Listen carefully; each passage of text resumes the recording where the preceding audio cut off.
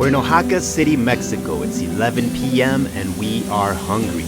The guy at our hostel sends us to a late night spot just a few blocks away that serves Tlayudas, a traditional Oaxacan dish, sometimes also referred to as a Mexican pizza, which I assume it resembles when it's prepared unfolded. Nayutas are made with a large, thin, and crispy tortilla filled with, in this case, it was refried beans, Oaxacan cheese, lettuce, salsa, and our choice of meat. We tried the arrachera, which is a skirt steak, and the chorizo, which is a spicy Mexican sausage. The filled tortillas, along with the meats, are then grilled over charcoal.